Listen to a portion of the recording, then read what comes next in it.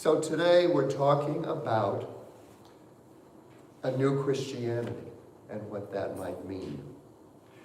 Let's see what I wrote here. So much has already been given. First, let me say, and I think most of us know this here, but it always bears repeating, Christ was not Jesus' last name. Christ was what we decided to call that divine energy that allowed him to connect in a really palpable and powerful way with Source, the energy that flows through all of us. That is also why he said, all this and more ye shall do. So he was affirming that the miracles that he was doing weren't really miracles, it was just part of our human heritage as we began to move more fully into these physical bodies. What Jesus said was, it's already happening right here, right now, that idea of heaven or eternity or all the things we were looking for. It's beyond the illusion of death, which is what he exemplified when he appeared to many, many people after they saw him nailed to the cross and die. So this is the gift that he gave us, and it really was an extension of what Buddha shared with us. So what I have here when I say so much has already been given, we don't have to reinvent the wheel. Jesus already made that divine connection. And if one human being, which he was not any different than each of us, he was a human being, and he was clear about that. When he said, I am the Son of God, or the Father, he also said, we are all the children of the Father. And what I also want to mention is, in his original language, the Father, or what he was talking about, was not necessarily masculine. He was talking about an energy, because what I believe is that Jesus really came to bring the balance of the divine feminine into spirituality, where it had been taken control by the religions, and they were using a lot of religion to control people, to get their funds, to make their own lives better. Jesus was very clear when he went in and threw the money changers out of the temples. He was confronting what he saw as the error thinking of what was already going on, and he was bringing the power back within. Same with Buddha. He sat and tuned into what was inside him and then began to share it, the idea of non-resistance, the idea of trusting life as it was, the idea that it's not out there, it's in here. And so what I want to share as part of that new Christianity is we don't have to be nailed to a cross to be able to awaken.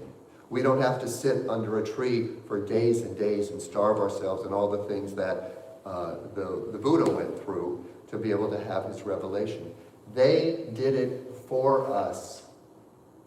It's there, so any of us can stop, close our eyes, breathe into the heart, and feel the presence. The challenge is our intellectual mind has made everything so difficult. We think it can't be that simple. We also get programmed that our happiness is all about what we can get from the outside. And what a lot of us are doing is running from our inner guidance system when it doesn't feel good. Keep it simple, divine feminine, nature, feeling, experience.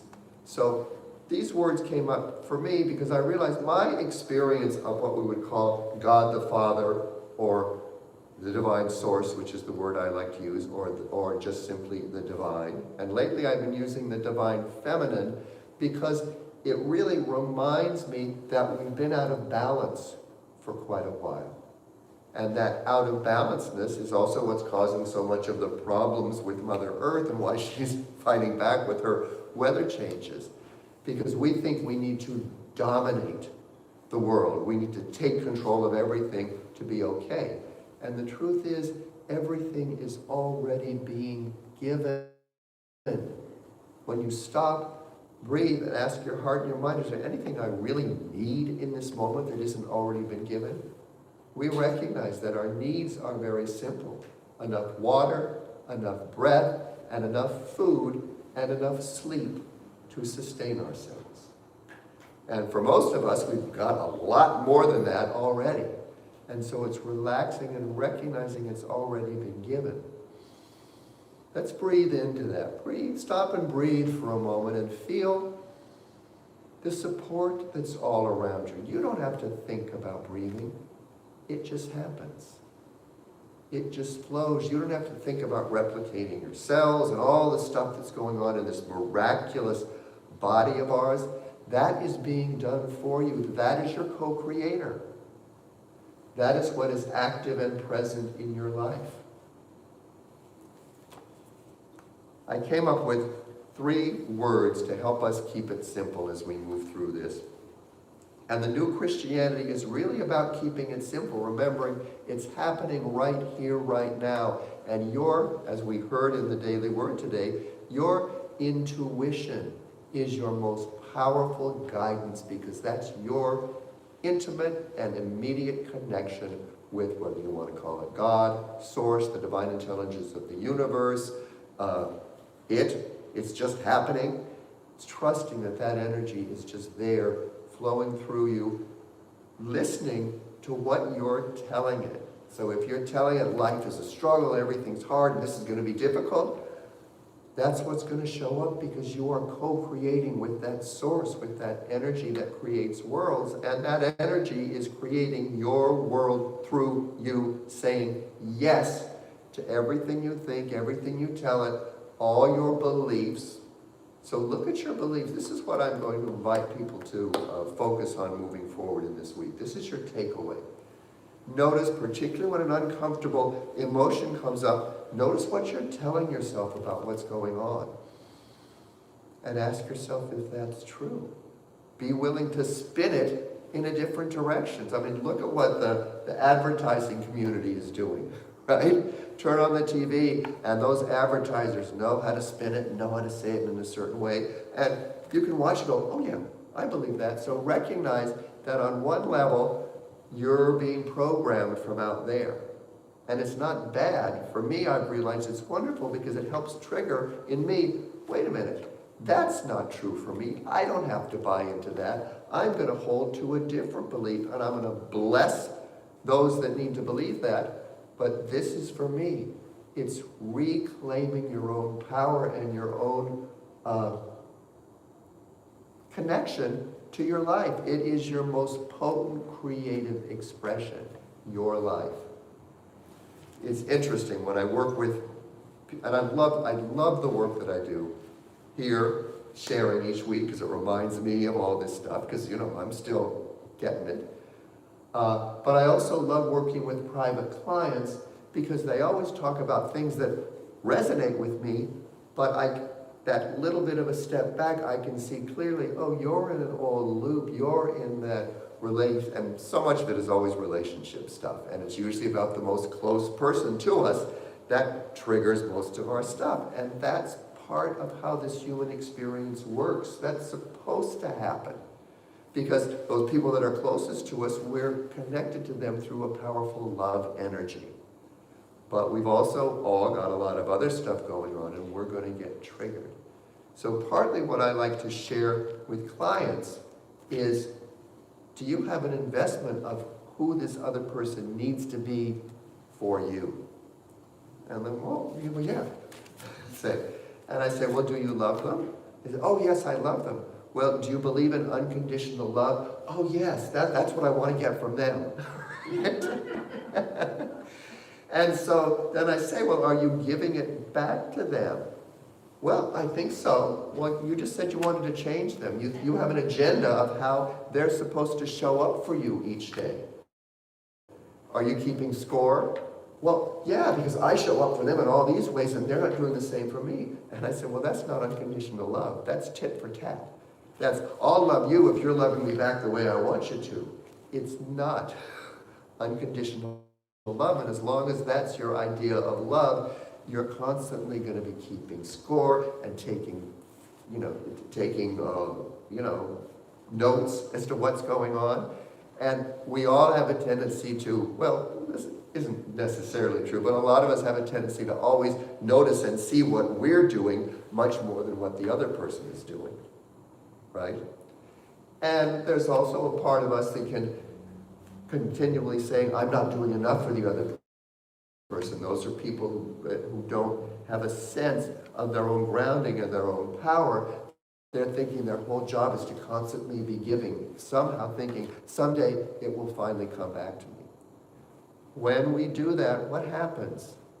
Resentment. Resentment. Because it's the codependency, and I've realized in the past few years that probably codependency is the #1 addiction on the planet. It's an investment that someone else, usually people that are closest to you, family, need to be a certain way for me to be okay and for me to be happy. And if you have that belief, you're also invested on their happiness. Well, I'm doing everything to make you happy. Why aren't you doing the same to me? It's all an illusion. We cannot make someone else happy. We're not responsible for someone else's guidance system because that's what our feelings are. And what I have learned and continue to learn and what I share with my clients is that when you start putting yourself first in that healthy, spiritual way, not acting out of obligation or because I'm going to do this for you because I think then I can get something back from you. If you're really saying, what works for me right now? The truth is, very often you end up being more helpful and more compassionate to the other person because it's out of choice rather than obligation. It's because you're doing it not to get something back because it feels good to do for others when it feels good to do for others. But when it doesn't, maybe that's the time to say first to yourself, well, that doesn't really work for me right now. And then trusting that when you decide for yourself, sometimes the energy shifts. And sometimes you've got to say, no, that doesn't work for me right now. And then, here's the challenge, you may have to sit or be for a while in an experience of someone else being irritated with you. Someone else being mad at you, someone you care about being irritated, so you did, rather than making them happy, your voice in your head says, oh, I made them mad. Here's the pill that will help you let go of that. You didn't make anyone mad. You just did what you wanted to, and they're mad. But that's their business. It's not your business. Someone else's emotions are not your business. It doesn't mean if they come to you later or at the time, wow, it really made me angry when you said that, and they tell you, then they're making it your not really business, but they're sharing information, and you will have feelings around that. But it doesn't mean you're responsible for their emotions. When we can begin to own our own emotions and share them in the moment with ourselves first, we may start to realize, oh, this really doesn't have anything to do with that person. They're just doing what they want to do or what works for them, and I've got a different idea of who I think they're supposed to be. So maybe I need to get back to reality and focus on myself and what works for me. This is the new Christianity. This is the new Christianity because it's owning, what does that mean? It means I have dominion over my life. And what Jesus taught very simply, and he said this many times, was his one main commandment is to love God, love yourself, and love the world. What does it mean to love God? Well, in unity, we believe God is everything. He's that divine energy of love that really is orchestrating and activating everything. So to love God means to love your life. And it means to love your life by starting with yourself, right? We're taught that that's selfish. To me, I believe that spiritual selfishness is core because otherwise you never really are able to show up authentically as you. For your family, for your friends, for the checkout person at the store. And once you put yourself first, you're going to be in a more balanced and authentic place. You're going to be able to find and own your own discomfort or happiness or whatever you're looking for. And it's not about, oh, I don't feel good, I've got to get fixed out there, or, whatever it is, it's about being present in what's happening. Which I'm going to do right now, because I always have so much I want to share with you that sometimes it's like the bottleneck. It doesn't want to come out. Here we go. So here are the simple things that came up for me. Love, light, law, and laughter. We start with love, because love is that unconditional love, which at its core level means unconditional acceptance. It means you're not trying to manipulate or change anything, because you're recognizing everything is God the good. On one level, everything is happening exactly as it should. If it's happening, it's required. It also helps to remember that light, that's the love, light is the awareness, is the consciousness that we're active and alive in this dynamic time-space human experience, which means it's creative, it's always changing, it's always evolving, it's always growing. And yet there's one thing that is constant, and that is you, that is your awareness, that is your ability to step back no matter what is happening and be the observer. I spoke with someone this morning who was saying, oh, I've got this pain here and I'm in a bad place. And I said, well, rather than resisting the pain, if it's happening, make friends with it. Open to it. Be curious about it. What is this pain? Is it, well, it's just pressure. Oh, it's in me. And then breathe into it, invite it in, and allow it to communicate whatever it wants to tell you. What might it feel like to wake up tomorrow morning and not be able to resist anything or to push back against anything? Just to be present and in harmony with whatever is happening. Just take a moment to breathe into that. And that means not only what's happening out there, but what's happening in here, because this is primary. I spoke with a client yesterday who was saying over the holidays they got really depressed, it was really horrible, and then we sort of went through some of the stuff that was actually going on for them, and I said, well, maybe this depression was your body telling you you needed to stop and do nothing for a while and just process all the movement that's happening out there, because you've made some powerful choices that you're still not sure whether you want to hold to them or not. It was relationship stuff. Do I go or do I stay? That little come here, go away stuff we have in relationships.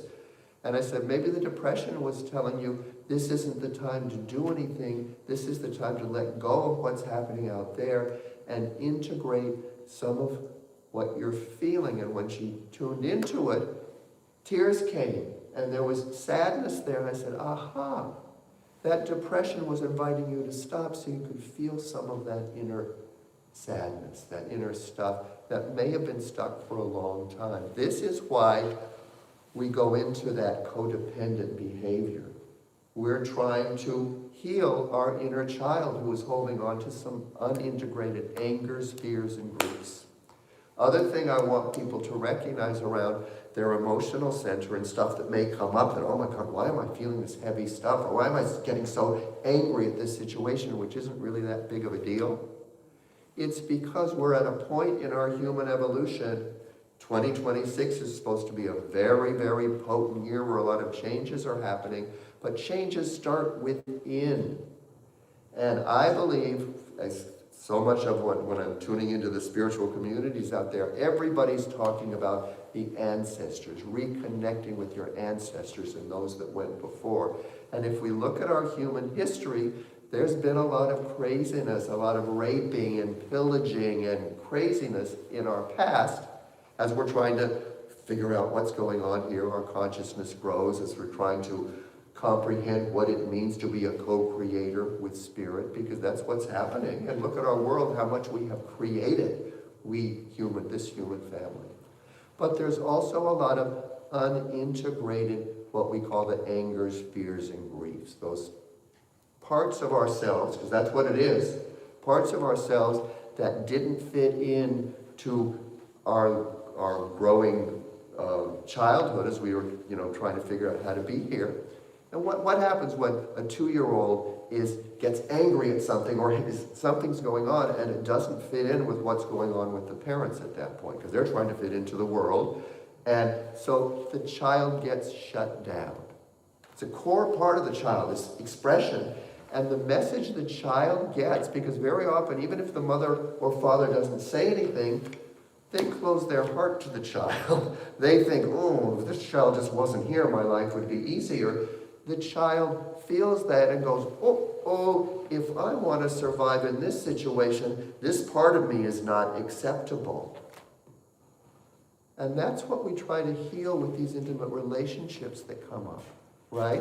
We see someone that we connect with on that core, that inner child level, and so then we get together, the honeymoon ends, because it usually doesn't last that long. Sometimes just a week, sometimes a couple of months, sometimes a few years. But then the other stuff that's unintegrated begins to come up, and we realize I can't, and we want to save the other person because we see that they're wounded, that they've got problems, that they've got this stuff. And it's all just a mirror of what we've got in us, because we don't attract anyone to us who doesn't have similar energy that is calling to be healed. And that's really one of the gifts of our human experience, is life itself is always giving us the opportunity to heal, and it's this emotional center that tells us, oh, there's an unresolved thing in here, but we've been trained, if it doesn't feel good in here, we've got to fix something out there, or figure out what I did wrong back there, and somehow do it differently. And so Spirit says, oh, okay, that's karma. We'll take that same situation, we'll put it in the future so you can do it differently. And then when that situation comes up again, God, why is this happening? Why do you keep punishing me? I thought I'd figured this out. So simple. It's simple. Be in the moment. Trust what's going on within, and at your basis of it, recognizing it's all about love. It's all about light. Love is the unconditional non-resistance to life, recognizing on one level it's all happening for you. Light is the awareness of who I am and what's going on here and what my choices are moving forward. And that has to do with the light, is the light of listening. Jesus talked about the Father, him tuning into the Father. That was simply him tuning into his intuition, into his inner guidance. And how did he find that? There's information that he spent many years in India studying with those great gurus. And India has held this powerful energy for a long time, and miracles aren't a strange thing in India. They just accept that they happen all the time. It doesn't have to be Jesus or a Buddha. They can happen as you tune in. And let's face the fact that a miracle can simply be a willingness to switch your consciousness from victimizer to divine ambassador of love. And you can do it right in the middle of a contentious situation. But it means stopping, breathing, and taking your focus off whatever's going on and going, well, what's going on in me right now? And breathing into it. It means owning whatever's going on in here as your divine connection. Especially when it doesn't feel good.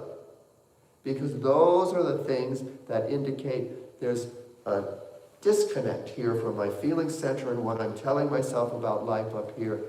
Let me come into balance, because it's never about fixing what's out there. Unless, of course, there's one simple action that you've been knowing you needed to do for a long time, but you've been resisting it, and sometimes tuning into your feelings says, oh, it's that thing. That really had nothing to do with this over here. I can notice that I can be irritated with my partner for kind of no reason, but just he's irritating me because there's something I know that I've been needing to do that for some reason I keep putting it off. When we tune in, we begin to notice those things. So love, light, Love is the divine energy. Light is the awareness, being open, being willing to listen and tune in within, and looking for those aha moments. If you're moving forward out of obligation, fear, or anxiety, the result is not going to be as powerful as when you're moving forward based on truth, excitement, possibility. So it means don't act if you're in that fight-flight place. I remember years ago my therapist used to talk a lot about fight-flight, and then I had one wonderful therapist, Sherry McCoy, remember from Unity. She said, fight, flight, or freeze. And then as we explored the freeze, because that's what I was doing a lot at that point when I was, I'd get upset and I would just freeze. As we began to explore that, she asked, well, what does freeze mean for you? Where you just feel kind of stuck, or you go into that silent treatment with people. I'm just not going to speak to that person because they've triggered me.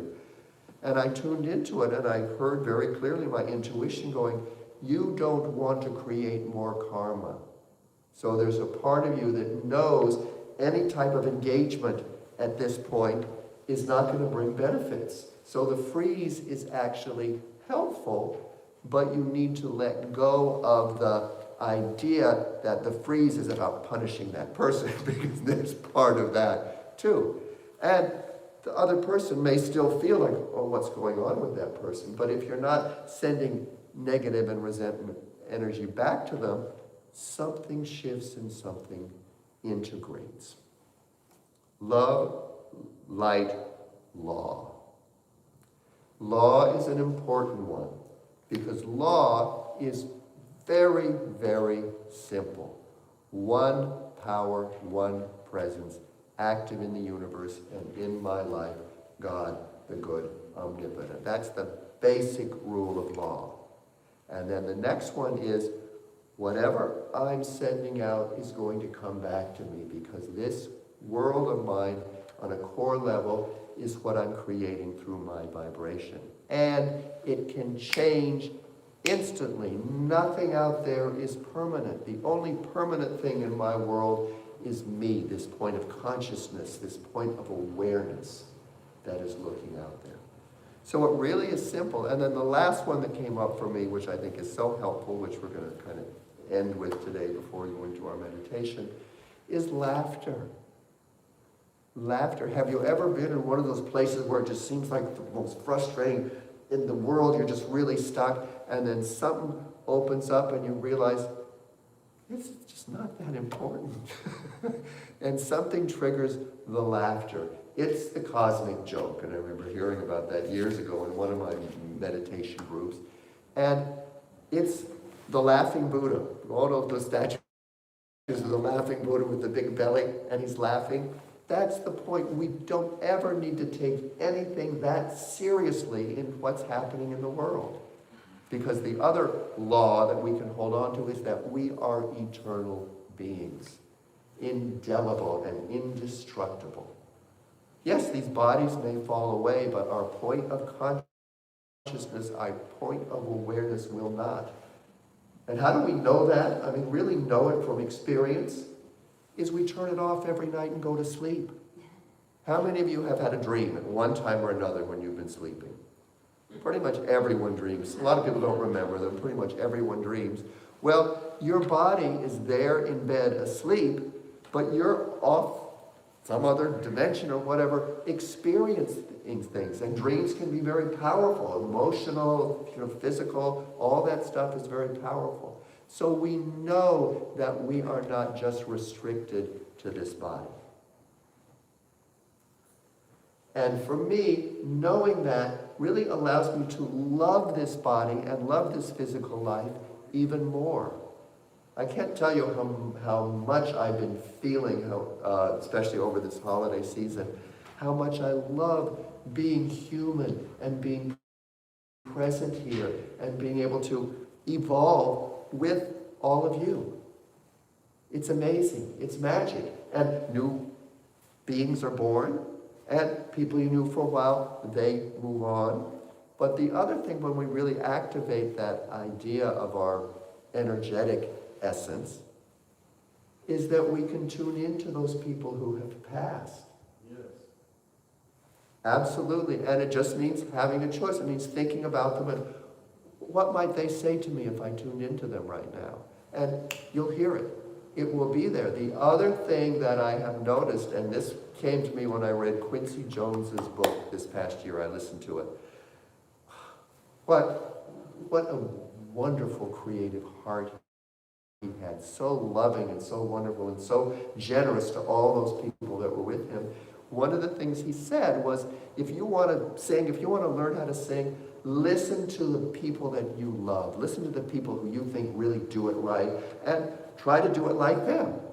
So I've been doing that, especially since we've got our choir here, and I've not only felt the connection when I tune into some of those people who have moved on, I literally feel them teaching me. I had this one, I forget who it was I was tuning into, but the energy said, act like you're feeling surprised, and think of that, your voice starting from your heart and going right up to the top of your head. And I was singing this along with the radio, and this was a song that was in the past way out of my range.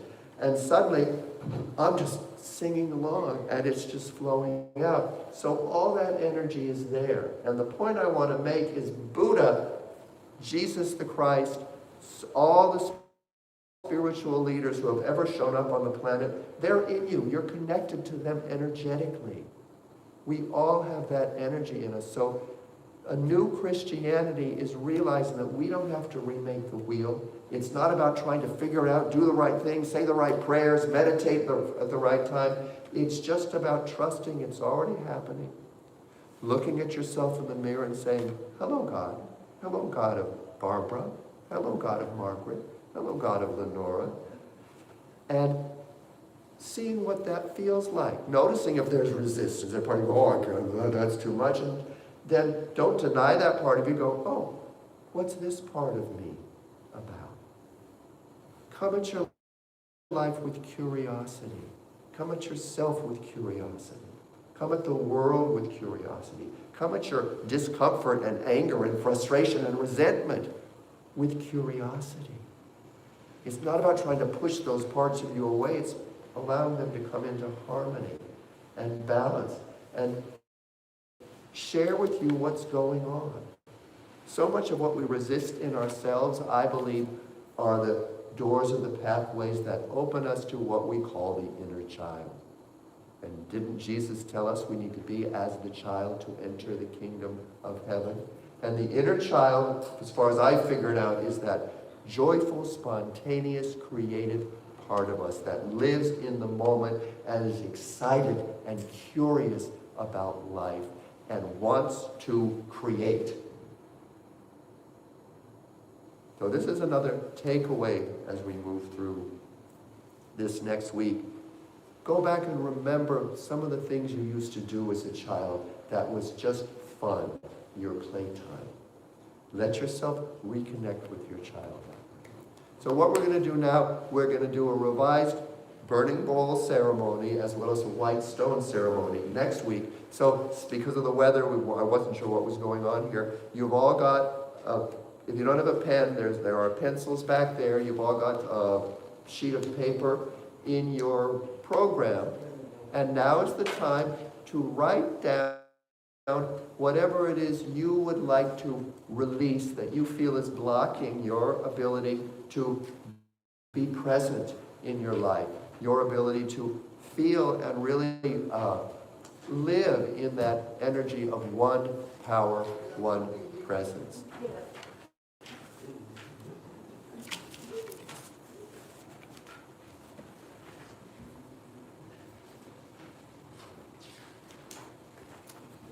And if you're at home watching us on YouTube, go ahead and grab a piece of paper or a pencil. And what we have written on top of our sheet, I invite you to do the same at home. I freely bless and release. Yes. And it could be people that you've had an agenda or an idea about how they're supposed to be and they haven't been showing up. Release them back to themselves. If you can say it with an open heart or even a little bit of faith, say, I look forward to allowing you to show up exactly as you are, giving me an opportunity to practice unconditional love. I'm going to be silent for a while because I'm going to write my own things here.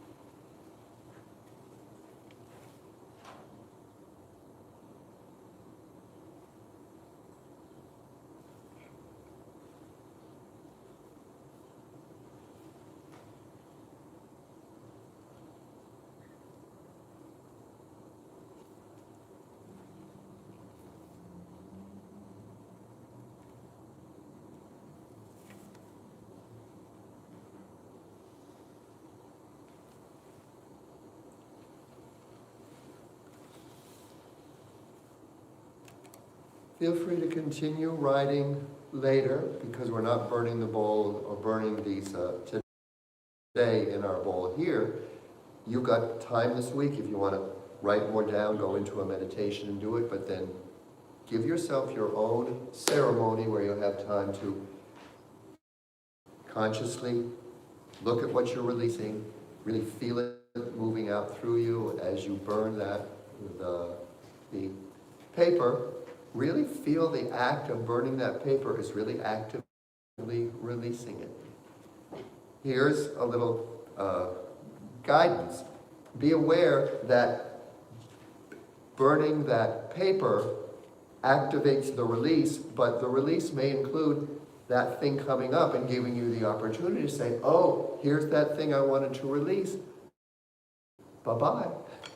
Bye-bye, and you may have to say bye-bye a lot because some of these things get programmed. So it's a process. Remember, the gift of our human experience is there's always enough time. You can always do it again. You can always continue the release. But recognize that that powerful act is the start. The awareness that you want to release, it calls in that divine help, and trust that moving forward, the process is working. The other thing that we're going to be preparing for is next week, we're going to do our white stone ceremony. And I looked to see if I could find the white stones that we had last year. I couldn't find them. I know they're somewhere around here. But I'm going to order some white stones, which I'm sure hopefully will be here by next week. But also, if white stone ceremony is something that feels powerful for you, feel free to go out and find your own stone. Have it be a little adventure. I'm going to find a stone where I'm going to write my word or my affirmation on it, and going to hold it in a special place for a while. But you also have the opportunity to cast the stone, and we'll talk more about this next week. But it's a little bit of the revised white stone process that we've done before. But these two processes that we're doing today with the burning bowl, and then next week with the white stone. The reason we're doing them is one of our members said, hey, I want to do those. And I was like, oh yeah, we'll do that this year. So it's potent and it's powerful. And when we do it in a group, whether you're here in person or watching us over YouTube, it is powerful. So let's take a moment now to go within, and we're connecting our hearts and our minds with these processes that together we are releasing what no longer serves us through our burning bowl ceremony. And remember, there may be other things that you're not quite consciously aware of, but that Spirit knows, your source knows. Trust that all that is going on this paper. So it's more than just what you put down there. It's those things that you don't even recognize or haven't been aware of yet that are being released and cleared. Same thing with the white stone, whatever word or affirmation you put on it that's positive, same thing. There's more energies going into that because our source, your higher power or co-creator, whatever words you want to use, knows you, sees you, and is listening to your heart. So we trust that. So as we go within in this moment, we feel the connection of this family, this spiritual clan. Those of us here in person, those of us on YouTube.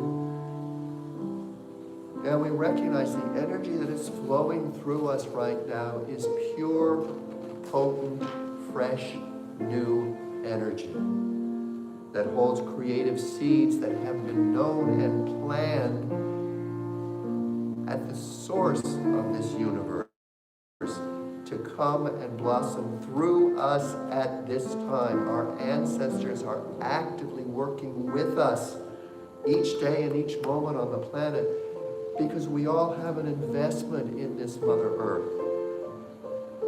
And our simple individual actions have power to evolve and clear and cleanse and open and ignite that Christ power on the planet, that Christ power of unconditional love and acceptance in each of us, that divine imagination which can grow and blossom into new possibilities with each day, with each thought. We recognize that that source is us. Keep it simple. That is the gifts of the gift of these teachings. It has all already been given. Trust the journey. Move forward with a sense of wonder, curiosity, and joyful anticipation.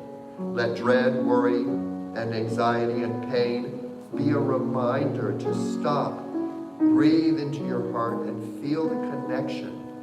Do not let dread, worry, and anxiety motivate any outward action. They will not take you where you want to go. Let them always point you within to find the inner connection which is always there, closer to you than your very own breath.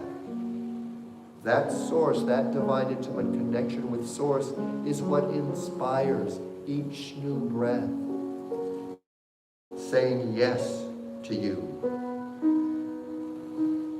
The spark that calls forth each new breath. Listen, look with inner eyes and inner ears. And there it is. Here you are. Where else could you possibly need to be but right here, right now, grounded and centered in that one power, that one presence. So as we breathe it in, we feel the breath renewing the mind, refreshing the heart, connecting with our solar plexus and our center. And together we sing the Lord's Prayer.